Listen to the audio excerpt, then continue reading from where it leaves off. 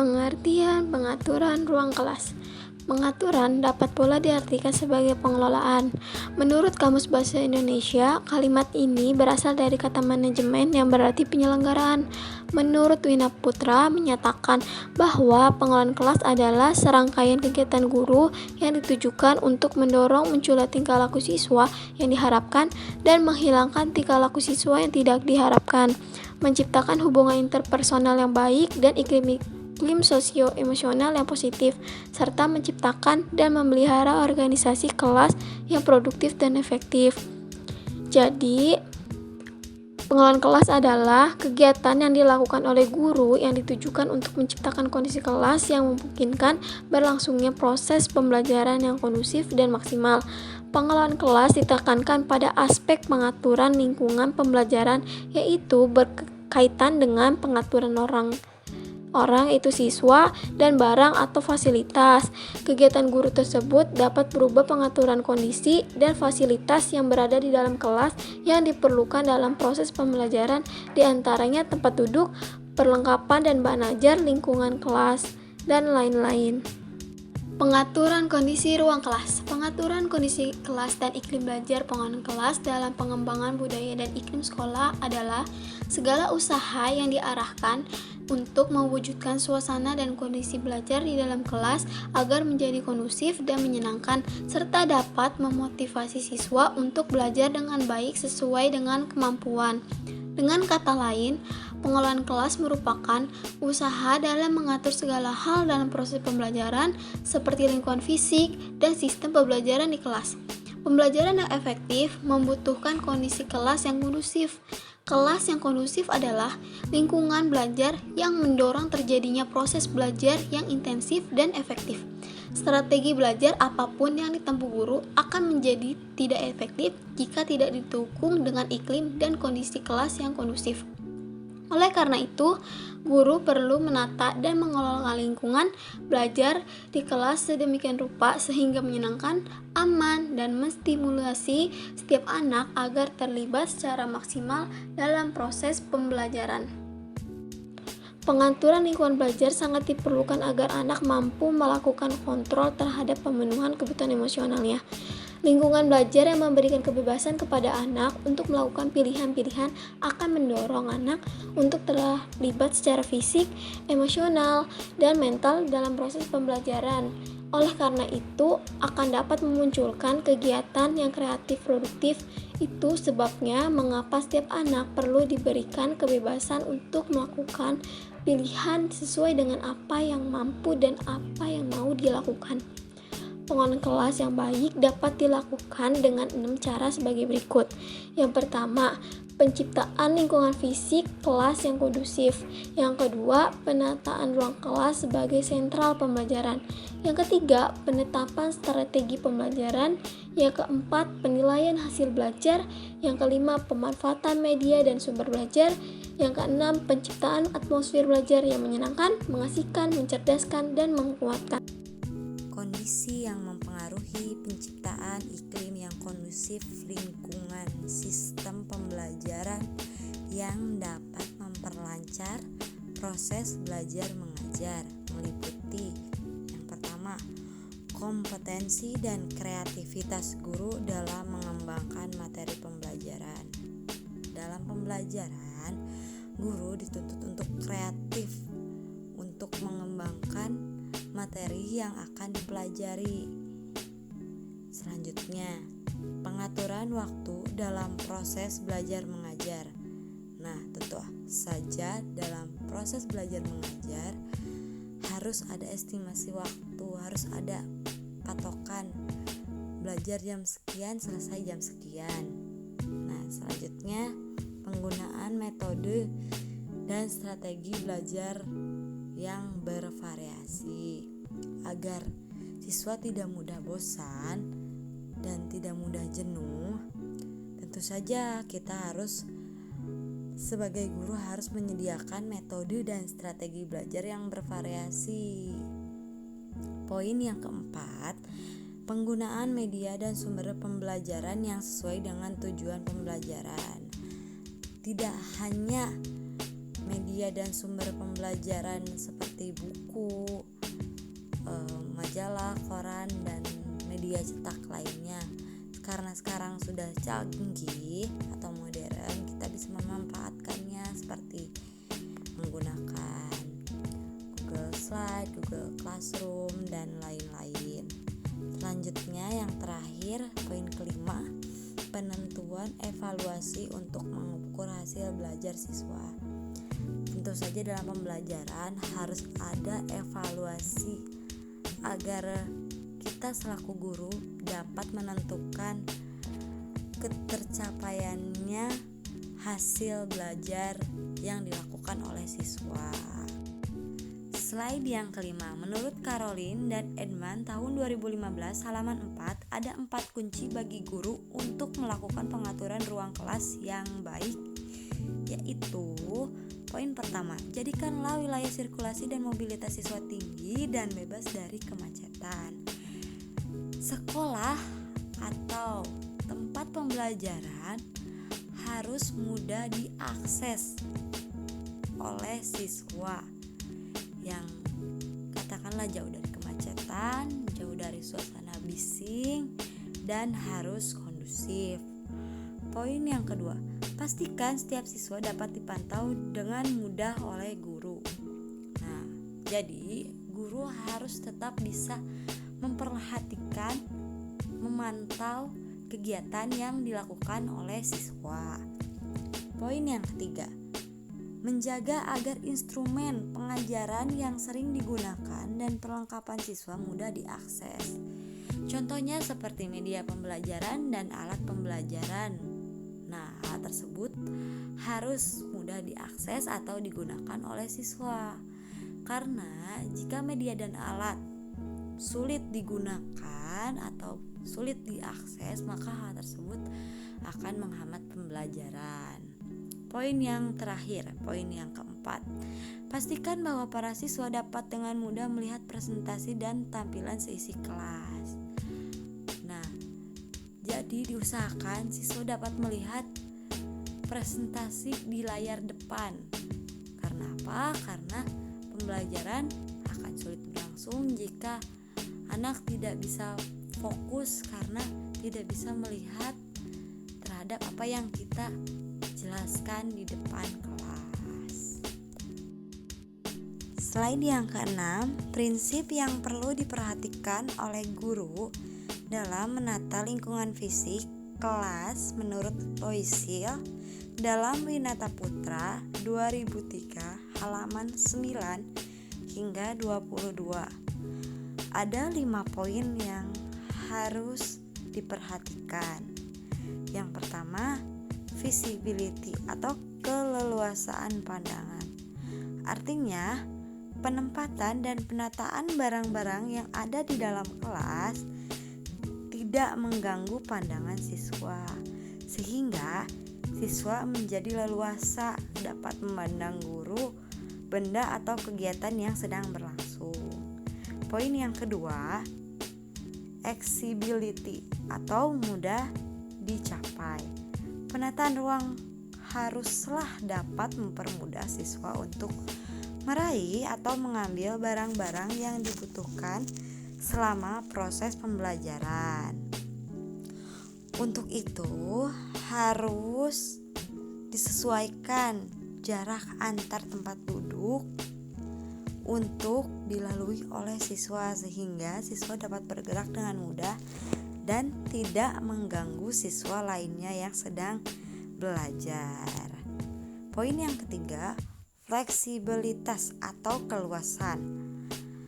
Barang-barang di dalam kelas hendaknya mudah ditata dan dipindahkan yang disesuaikan dengan kegiatan pembelajaran, seperti penataan tempat duduk yang perlu dirubah jika proses pembelajaran menggunakan metode diskusi dan kerja kelompok. Poin yang keempat, kenyamanan. Kenyamanan di sini berkenaan dengan temperatur ruangan, cahaya, suara, dan kepadatan kelas. Poin yang terakhir adalah keindahan. Prinsip keindahan ini berkenaan dengan usaha guru menata ruang kelas yang menyenangkan dan kondusif bagi kegiatan belajar. Ruang kelas yang indah dan menyenangkan dapat berpengaruh positif pada sikap dan tingkah laku siswa terhadap kegiatan pembelajaran yang dilaksanakan. Aspek penting pengaturan ruang kelas. Yang pertama, pengaturan ruang dinding dan langit-langit. Ruang dinding menyediakan tempat untuk memfasilitasi dalam menampilkan atau sebagai ruang display hasil karya-karya siswa dan instrumen yang relevan dengan pembelajaran, seperti tugas-tugas yang diberikan guru, peraturan kelas, jadwal pelajaran, piket kelas, jam dinding, pernak-pernik hiasan dinding, dan hal yang menarik lainnya.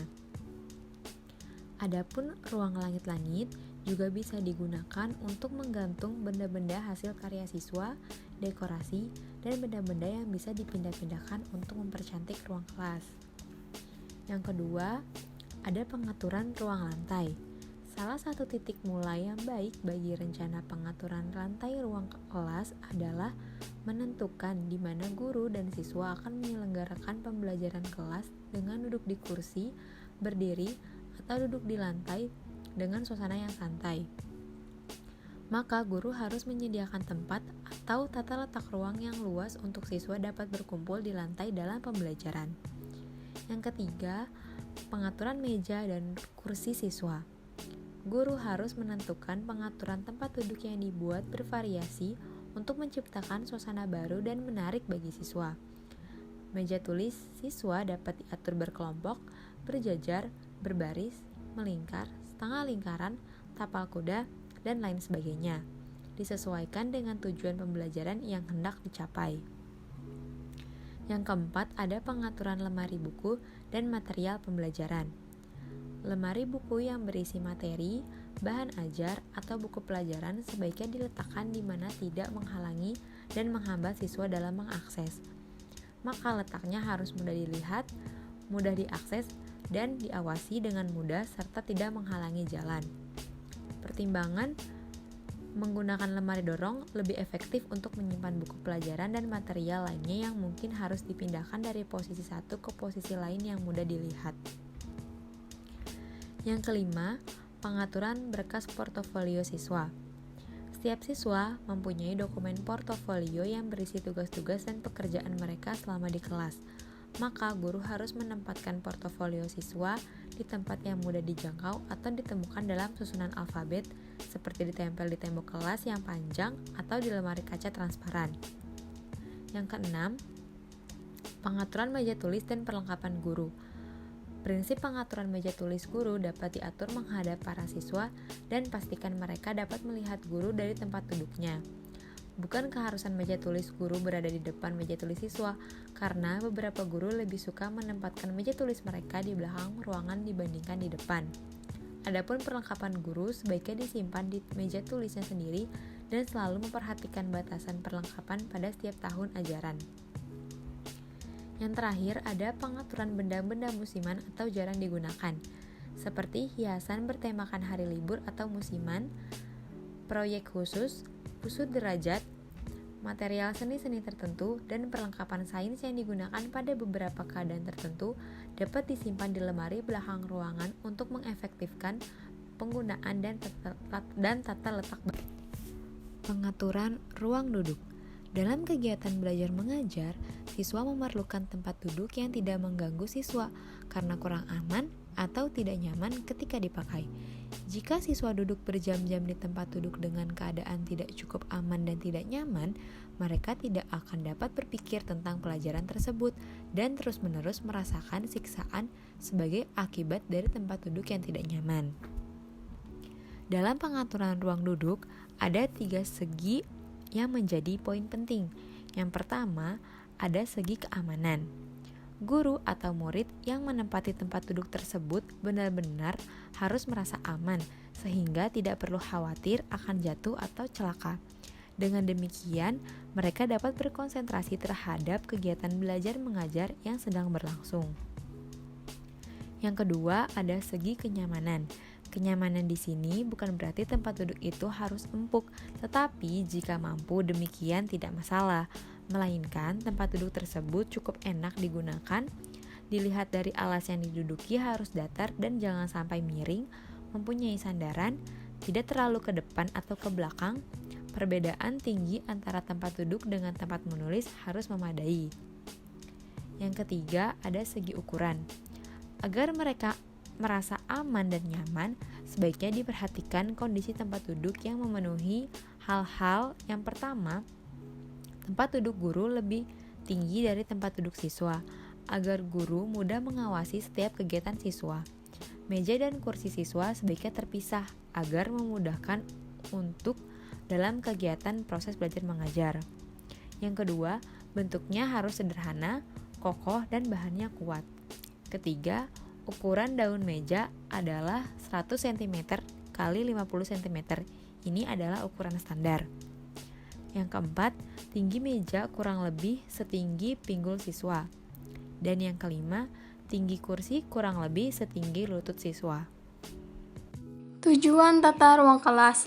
Tata ruang kelas sendiri merupakan upaya yang dilakukan oleh guru dalam menciptakan lingkungan belajar yang kondusif melalui kegiatan pengaturan siswa dan barang atau fasilitas pembelajaran.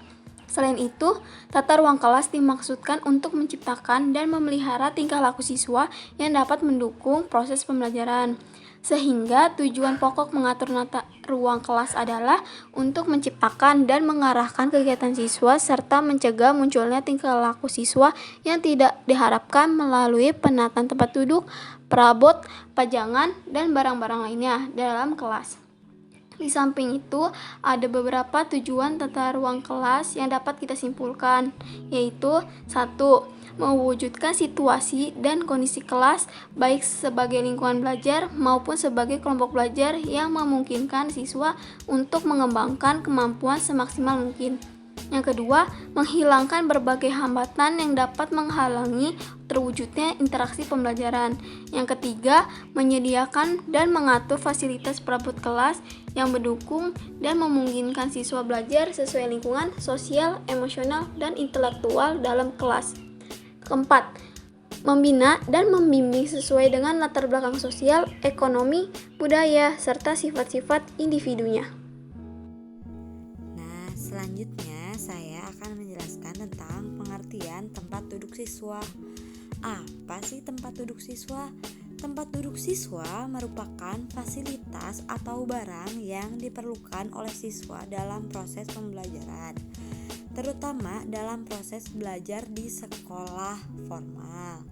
Tempat duduk dapat mempengaruhi proses pembelajaran siswa.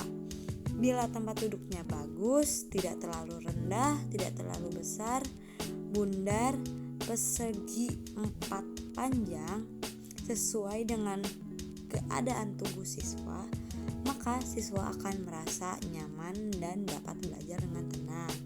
Itu pengertian menurut Martin 2013 halaman 122. Jadi, tempat duduk itu merupakan fasilitas yang dapat menunjang pembelajaran, karena dengan tempat duduk yang nyaman dan sesuai, maka hal tersebut akan membuat siswa lebih fokus dan lebih mudah dalam menangkap pembelajaran yang sedang berlangsung. Ada banyak macam posisi tempat duduk yang biasa digunakan di dalam kelas, seperti berjejer ke belakang, bentuk setengah lingkaran, berhadapan, dan sebagainya. Biasanya posisi tempat duduk berjejer ke belakang digunakan dalam kelas dengan metode belajar ceramah, dan untuk metode diskusi dapat menggunakan posisi setengah lingkaran atau berhadapan. Dan sebagai alternatif, penataan tempat duduk dengan metode kerja kelompok atau bahkan bentuk pembelajaran kooperatif, maka menurut Li tahun 2007 halaman 52, ada beberapa model penataan bangku yang biasa digunakan dalam pembelajaran kooperatif. Di antaranya yaitu meja tapal kuda, penataan tapal kuda, meja panjang, meja kelompok, dan meja berbaris. Dan masih ada beberapa bentuk posisi tempat duduk yang dapat diterapkan dalam pembelajaran kooperatif. Dan dalam memilih desain penataan tempat duduk, perlu memperhatikan jumlah siswa dalam satu kelas, dan disesuaikan pula dengan metode yang akan digunakan. Penataan tempat duduk siswa. Tujuan utama penataan lingkungan fisik kelas ialah mengarahkan kegiatan siswa dan mencegah munculnya tingkah laku siswa yang tidak diharapkan melalui penataan tempat duduk, perabot, pajangan, dan barang-barang lainnya di dalam kelas.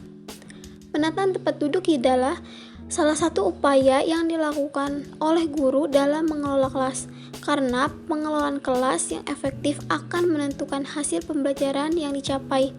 Dengan penataan tempat duduk yang baik, maka diharapkan akan menciptakan kondisi belajar yang kondusif dan juga menyenangkan bagi siswa. Hal ini sesuai dengan pendapat Windsor Winaputra tahun 2003 halaman 9-21 bahwa penataan lingkungan kelas yang tepat berpengaruh terhadap tingkat keterlibatan dan partisipasi siswa dalam proses pembelajaran.